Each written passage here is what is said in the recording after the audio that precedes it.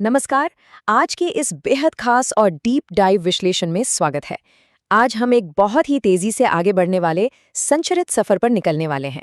ये सफर शुरू होगा जीवन की सबसे छोटी और आधारभूत इकाई से और सीधे हमें ले जाएगा इस धरती की सबसे जटिल और शानदार मशीन तक, यानी खुद मानव शरीर तक। तो चलिए बिना किसी देरी के बायोलॉजी की इस अमेजिंग जर्नी को शुरू करते हैं। ओके, चलिए आगे बढ़ते हैं और देखते हैं आज का रोड मैप। हम इस पूरे विशाल विषय को 4 मेन चैप्टर्स में कवर करने वाले हैं। पहला, द फाउंडेशंस ऑफ लाइफ। दूसरा, द बायोलॉजिकल ट्री। तीसरा, ह्यूमन सर्वाइवल सिस्टम्स। और आखिर में कंट्रोल एंड रिप्रोडक्शन। ये इतना बड़ा करिकुलम बिल्कुल लॉजिकल तरीके से मैप किया गया है ताकि सारी जानकारी सीधे दिमाग में फिट हो जाए और हमेशा याद रहे। तो अपना पहला पड़ाव है, और सच कहूं तो हमारे अस्तित्व का सबसे जरूरी हिस्सा भी। Chapter 1, the foundations of life, the ultimate building block. चाहे एक माइक्रोस्कोपिक बैक्टीरिया हो, एक विशाल बरगद का पेड़, या फिर हम इंसान, सब कुछ, और मेरा मतलब है लिटरली सब कुछ, इसी माइक्रोस्कोपिक लेवल पर शुरू होता है। कोशिका विज्ञान यानी साइटोलॉजी का सफर सच में कितनी तेजी से आगे बढ़ा है। जरा इस टाइमलाइन पर गौर कीजिए। 1665 में रॉबर्ट हुक के मृत कॉर्क कोशिकाओं को देखने से लेकर 1674 में लीवन हुक के पहली जीवित कोशिकाओं को ऑब्जर्व करने तक का सफर। फिर 1831 में रॉबर्ट ब्राउन ने न्यूक्लियस ढूंढ निकाला और आखिरकार 1953 आते आते वॉटसन और क्रिक ने डीएनए का वो world famous double helix model दुनिया के सामने रखा, जिससे सब कुछ बदल गया। एकदम माइंड ब्लोइंग है ना। अब जरा 1665 की इस हिस्टोरिकल ऑब्जर्वेशन को देखते हैं। रॉबर्ट हुक ने जब पेड़ की छाल को अपने सिंपल से माइक्रोस्कोप के नीचे देखा तो उन्हें मधुमक्खी के छत्ते जैसे छोटे छोटे खाली कमरे दिखे। इन्हीं छोटे खाली कमरों को अंग्रेजी में सेल कहा गया, जिसे हिंदी में हम बहुत ही आम भाषा में कोशिका कहते हैं।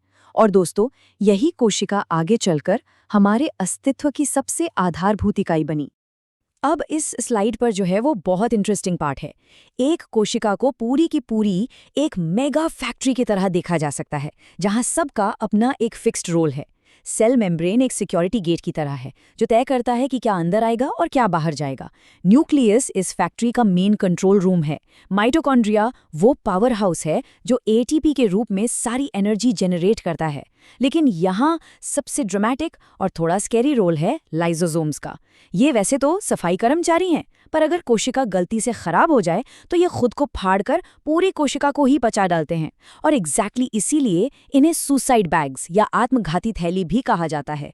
कोशिकाओं से थोड़ा आगे बढ़ते हैं और पेड़ पौधों के ऊतक यानी टिश्यूज के बारे में बात करते हैं। यहाँ 2 बेहद महत्वपूर्ण पाइपलाइंस हैं। एक है जाइलम, जो एक वन वे वाटर पाइपलाइन की तरह काम करता है। ये जड़ों से पानी और मिनरल्स को खींचकर सीधा ऊपर पत्तियों तक पुश करता है। और दूसरा है फ्लोएम, जो इसके बिल्कुल उलट एक 2 वे फूड डिलीवरी नेटवर्क है। पत्तियों में जो खाना बनता है, ये उसे पौधे के हर एक हिस्से तक ऊपर और नीचे दोनों दिशाओं में पहुंचाता है। सिंपल शब्दों में कहें तो एक के पास पानी की जिम्मेदारी है और दूसरे के पास खाने की। चलिए अब शिफ्ट होते हैं अपने दूसरे चैप्टर पर, the biological tree, organising the chaos. यहाँ हम ये एक्सप्लोर करेंगे कि आखिर कैसे ये अकेली छोटी छोटी कोशिकाएं मिलकर आपस में विभाजित होकर इस विशाल और आकर्षक बायोलॉजिकल किंगडम की अनंत विविधता यानी डाइवर्सिटी को बनाती हैं। एवोल्यूशन के इस सफर में सबसे बुनियादी डिवीजन कुछ इस तरह से होता है। एक तरफ हैं प्रोकैरियोटिक कोशिकाएं, जैसे कि सिंपल बैक्टीरिया। ये बिल्कुल एक सिंगल रूम अपार्टमेंट जैसी होती हैं, बहुत ही सरल, जिसमें कोई झोली वाला डिस्टिंक्ट न्यूक्लियस नहीं होता। दूसरी तरफ आती हैं यूकैरियोटिक कोशिकाएं। ये बिल्कुल एक कॉम्प्लेक्स मल्टी रूम मैंशन की तरह होती हैं, बहुत ही व्यवस्थित, जिसमें एक क्लियर न्यूक्लियस और कई सारे सेल ऑर्गेनल्स मौजूद होते हैं। हम इंसान और सभी पौधे इसी यूकैरियोटिक श्रेणी का हिस्सा हैं। अब इस 5 किंगडम क्लासिफिकेशन टेबल में गौर करने वाली सबसे अनोखी बात फंगी पर है। फंगी की कोशिका भित्ति यानी सेल वॉल चिटिन नामक एक बेहद सख्त पदार्थ की बनी होती है। ये वही मटेरियल है जो आमतौर पर कीड़ों के बाहरी कवच में मिलता है। एक और दिलचस्प पहलू अगर देखें तो एनिमेलिया किंगडम, जिसमें हम और सारे जानवर आते हैं, हमारी कोशिकाओं में तो सेल वॉल होती ही नहीं है। हमारे पास सिर्फ एक पतली सी सेल मेम्ब्रेन होती है। ये एक छोटा सा पर विकास या एवोल्यूशन के नजरिए से बहुत ही बड़ा अंतर है। चलिए अब आते हैं तीसरे चैप्टर पर, human survival systems, the machinery of life. अब हम इस धरती के सबसे जटिल जीव यानी मानव शरीर पर सीधा जूम इन करते हैं और देखते हैं कि हमारे अंदर मौजूद ये बेहतरीन फ्लॉलेस मशीनरी दिन रात बिना रुके कैसे काम करती है। खाने का हमारे शरीर के अंदर का सफर सच में किसी इंजीनियरिंग चमत्कार से कम नहीं है। चलिए देखते हैं ये प्रोसेस कैसे बिल्ड होता है। सबसे पहले मुंह में लार यानी सलाइवा मिलते ही कार्बोहाइड्रेट्स का ब्रेकडाउन शुरू हो जाता है। फिर ये खाना हमारे पेट यानी स्टमक में जाता है, जो लिटरली एक एडवांस्ड केमिकल लैब की तरह काम करता है। यहाँ मौजूद खतरनाक HCl एसिड और पेप्सिन एंजाइम मिलकर प्रोटीन्स पर अटैक करके उन्हें तोड़ते हैं। उसके बाद छोटी आंत में विली नामक उंगलियों जैसे छोटे उभार सारे जरूरी पोषक तत्वों को मैक्सिमम लेवल पर सोख लेते हैं और आखिर में बड़ी आंत बचे हुए पानी का फाइनल अब्जॉर्प्शन कर लेती है। The perfect system. पाचन के बाद अब सांस लेने के प्रोसेस पर आते हैं। एक सांस का केमिकल हिसाब किताब देखिए, बहुत इंटरेस्टिंग है। जब एक सांस अंदर ली जाती है तो उस हवा में 78% नाइट्रोजन, 21% ऑक्सीजन और मात्र 0.03% कार्बन डाइऑक्साइड होती है। हमारे फेफड़ों के अंदर मौजूद लाखों छोटे छोटे गुब्बारे जैसे स्ट्रक्चर्स, जिन्हें एल्वियोली कहते हैं, उनका काम इतना प्रिसाइज है कि वो छानकर सिर्फ उसी 21% ऑक्सीजन को पूरी तरह से हमारे खून में मिला देते हैं। उसके बाद ये ऑक्सीजन पूरे शरीर की एक एक कोशिका तक ट्रैवल करती है। सो यहाँ सबसे क्रूशियल पॉइंट ये है कि शरीर आखिर अपनी एनर्जी बनाता कैसे है। आमतौर पर ऑक्सीजन का इस्तेमाल करके एरोबिक रेस्पिरेशन होता है, जिससे बेहिसाब ऊर्जा यानी ATP मिलती है। लेकिन सोचिए, जब कोई बहुत भारी कसरत करता है और अचानक बॉडी में ऑक्सीजन की कमी हो जाती है, तब क्या होता है?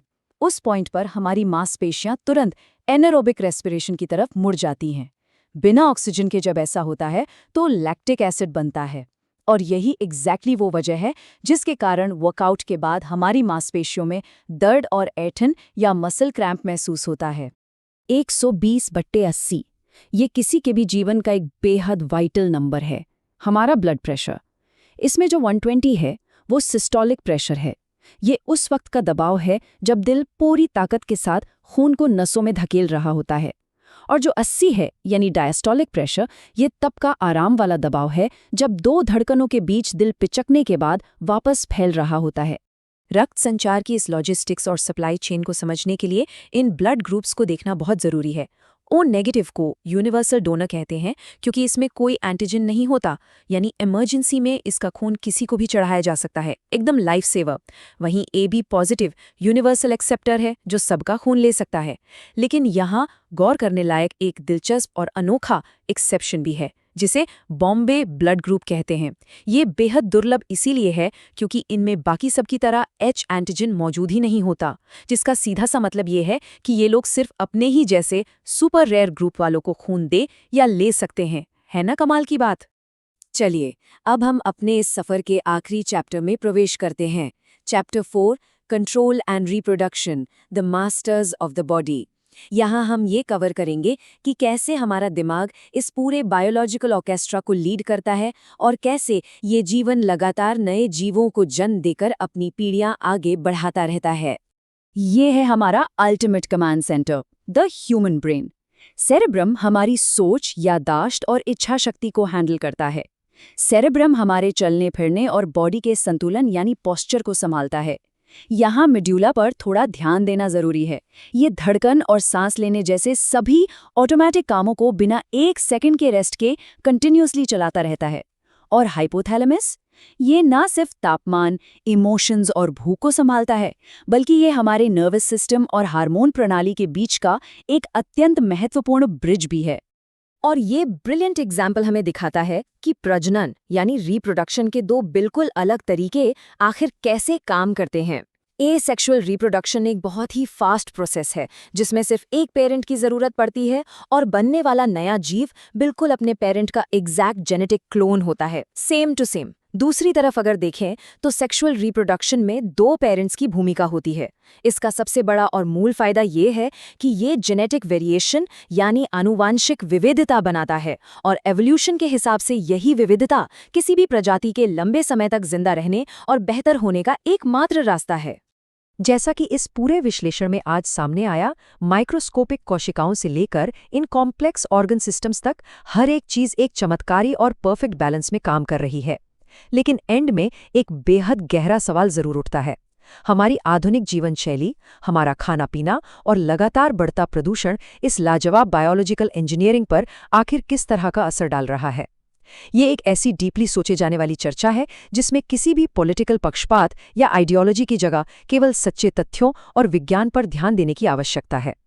अपने इस अद्भुत शरीर के बेसिक मैकेनिक्स को बेहतर तरीके से समझना और उसकी देखभाल करना हर इंसान के लिए सबसे ज्यादा जरूरी है। चलिए इसी आखिरी और प्रोवोकेटिव सोच के साथ इस आकर्षक विश्लेषण को आज यहीं विराम